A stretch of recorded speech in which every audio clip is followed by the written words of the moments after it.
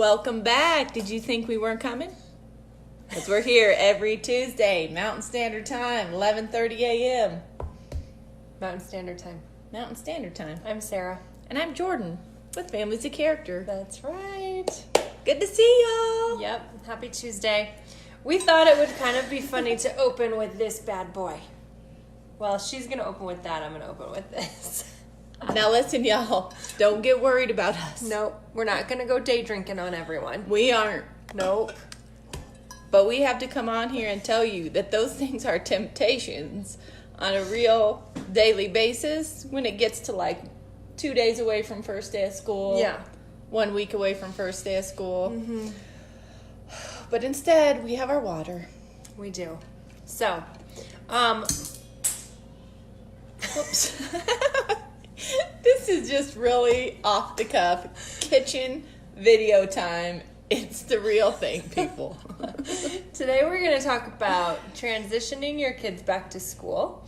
My kids start back to school in 2 days. Oh my goodness, Yep, you on have Thursday. the mini week. You have the mini week. We have a half week. That's right. So we are feeling the pressure here in our house. We started feeling it last week. Ugh. I know Jordan doesn't have that. You guys don't have to go back to school for another 2 more weeks. Yes. But we want to know. Oh, Charity's watching. Charity, hi, Parker. Hi, Charity's Charity. back at school Already. Oh my goodness. Give us an emoji and let us Yeah. know how it's going, Charity. Yeah. Did you bring this bad boy with you? That's bigger than both our heads, by the way. Look at that. That's like It's huge. It's the Magnum.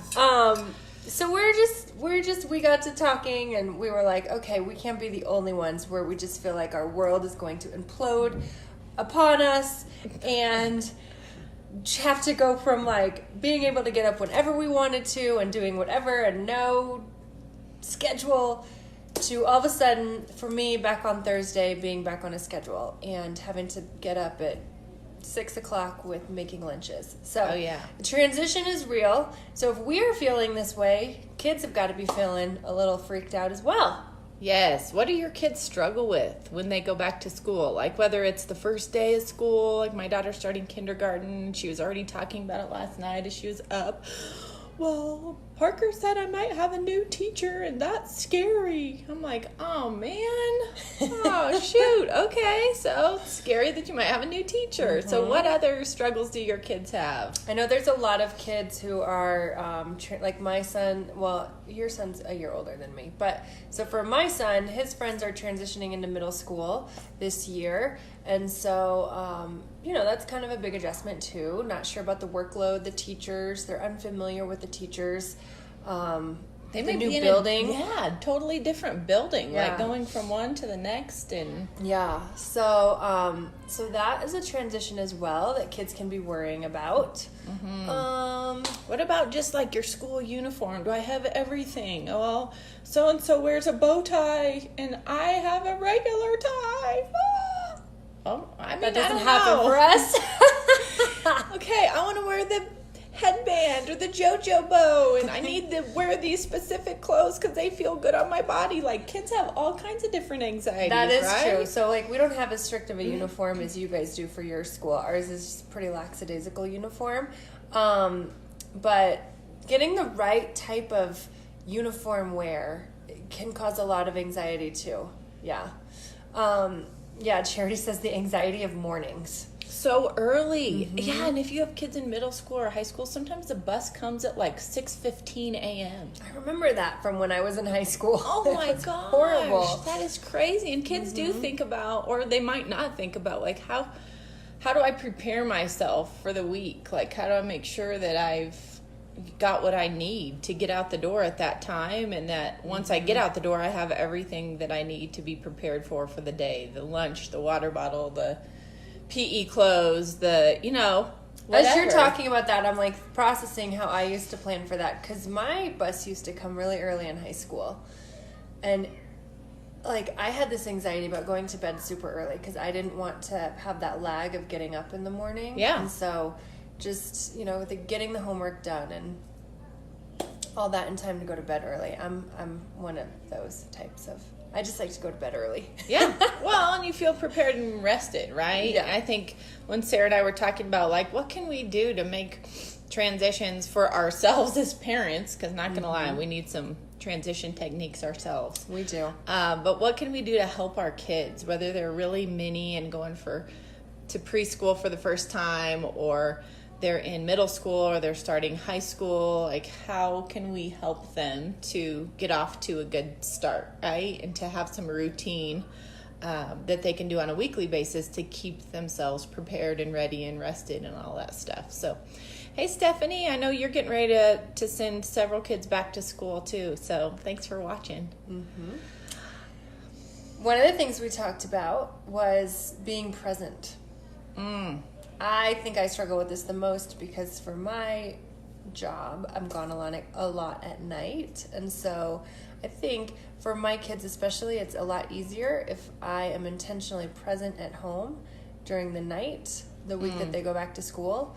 I mean, that usually helps ease a lot of things. Today we have meet and greets, so we're going to be meeting the teachers and taking in their school supplies and stuff like that. So I've already started to prep them in anticipation for what's to come later this afternoon. Yeah. And they actually have already started to ask a gazillion questions. Like my 7-year-old was like, well, what about this? And what about this? And where am I going to put my backpack? And where am I going to put my pencils? And all this stuff. Yeah. And I'm like, when we get there, We're going to learn all about that. we will tackle that. And thank you to the schools for having back to school night and like the ice cream social and the meet the teacher, because that is a great way to transition kids from kind of that summer mindset to, oh yeah, this is the classroom. And then it gives them a day or two to like probably shake that off and go, okay, now I got to get geared up for school. But it's also just a good little glance at what's coming. I think that was brilliant. We never had those when I was growing up. It was just like, bam, first day of school. Go to school. You take ready? in your You got stuff. your squeaky white clean shoes on? Just got out of the box. Awesome. Oh my hey, Danny. gosh. Family dinners was another idea that we came up with. Just being together and being able to have conversation together. Hey, Jeremy. Yes. Thanks for joining us. And, just giving a place for kids to voice their concerns, and they might not even know it's a concern. Right. Like my 7-year-old this morning when we were doing breakfast, he was like, well, wait, so we're going to have a meet and greet today, but why don't we go to school tomorrow? Why do we go back on Thursday? And I said, well, because in case you forget anything, it gives us a day to get it done. Yeah, that's right. That's a good explanation. Yeah. Yeah, and I think we talked about, the weekend before they started, the night before their first night of school, just really having intentional family time, whether it's like 30 minutes in the living room, everybody's just kind of vegged out on the couches or whatever, and you're really just asking like open-ended questions of your kids. So it gives them an open forum to really talk about or share what's on their mind. And they may be just flat out excited and not worried about a thing, and that should be praised too, and validated. Yep. Danny, you just joined us. We are talking about transitioning our kids back to school, how to make it a little bit easier on them, things to do kind of to help them prep, because some of us, my family included, are going back to school this week on Thursday. And so we know it's coming for a lot of people. So thanks for asking. So we can remind the people that just tuned in. And so we're just talking about making transitions easier and stuff like that for kids. That's right. So if you have any ideas, what do you do for your kids? And so what are some of the anxiety points that your kids might experience? One of the things, Sarah, I was thinking, I overheard a mom talking to her kids when she was back to school shopping, which is so exciting if you have multiple children along with you and they're all pulling on the cart, and it's like, I felt bad for this lady, but I did hear, she was saying, you have nothing to be worried about. It's just going to be fine. It's going to be fine.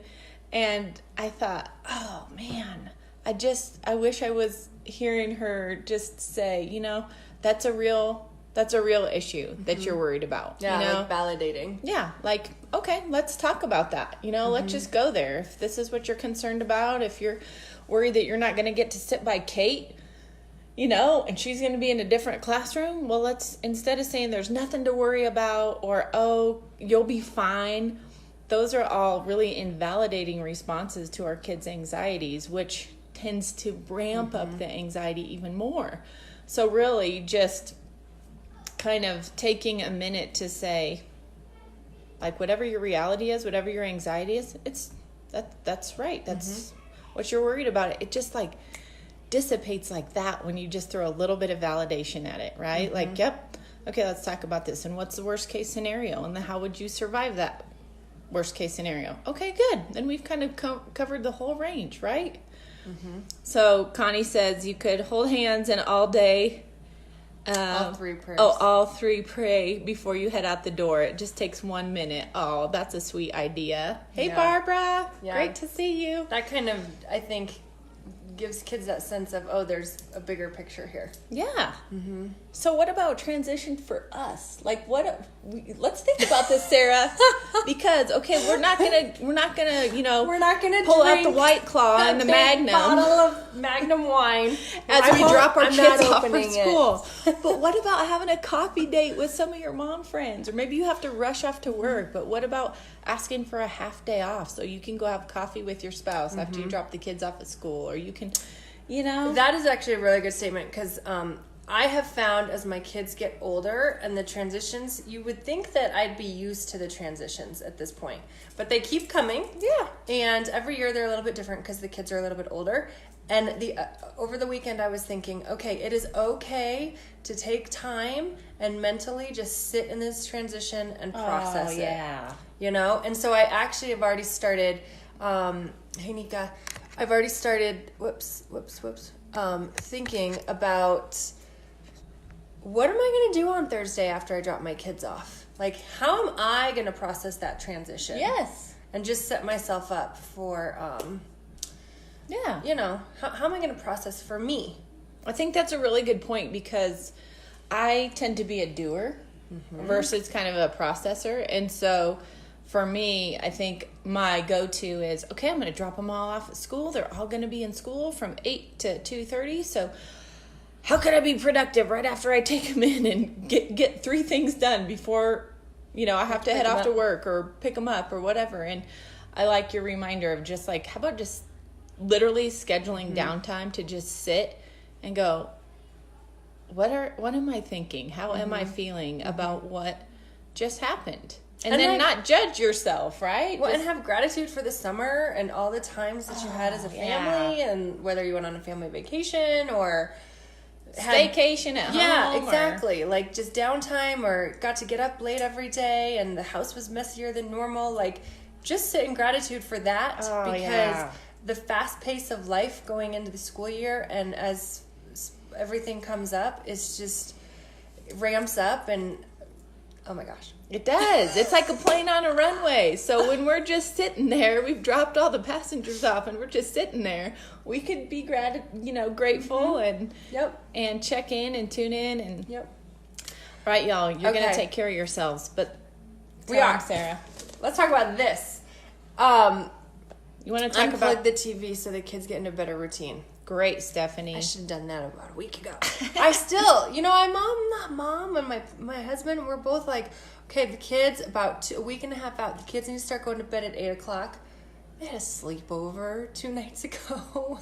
I know. My kids slept in the fort last night and didn't fall asleep till 2 in the morning. 2 in the morning. Well, okay, we'll have to talk about that later. I know. But, they're outside running around and it's 10 o'clock and they're still not in bed. I'm like, crap, they have to go to school in 2 days. So, not the best at that type of transition. But this thing, if you guys haven't seen our printable that we just released last week, this is awesome. It's becoming a little bit more just poignant for the time that we're entering into. I think we released it a little bit early, but that's okay because it's up and it's there for you. So what we did is we printed it, and then we put it in this little sheet protector and show them the Expo marker. Bam! Boom. Fine tip, Expo. So this also helps kids transition a little bit easier. Yes. Okay? And kind of gives them the sense of responsibility. So on here, it's like the time that they wake up, and then they can check off like Monday, Tuesday, Wednesday, Thursday, Friday. And it says the morning routine and then after school routine.